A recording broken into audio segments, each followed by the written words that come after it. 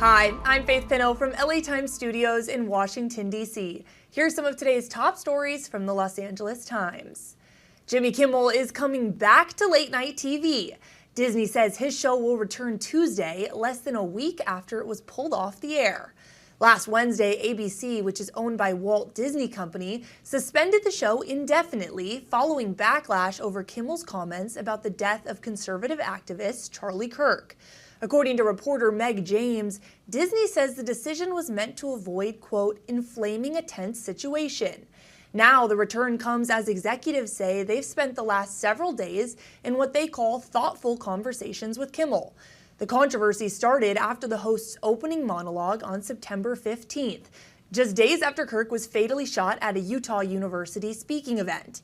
In it, Kimmel suggested that the man accused of the attack may have been a pro-Trump Republican.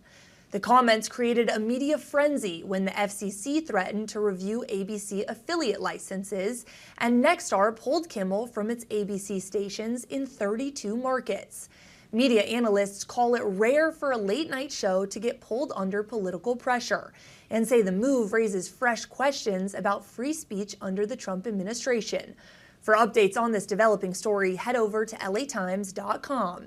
And speaking of weathering storms, the muggy weather in Southern California is sticking around this week, with high humidity and a slight chance for showers over the next few days.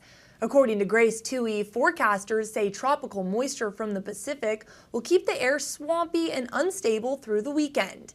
The best chance for isolated storms is Tuesday and Wednesday, mostly east and north of Los Angeles over Santa Barbara County. But rainfall isn't expected to be heavy.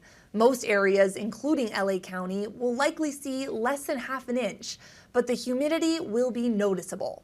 After last week's showers caused minor flooding in parts of the mountains, forecasters say this week's system isn't as strong.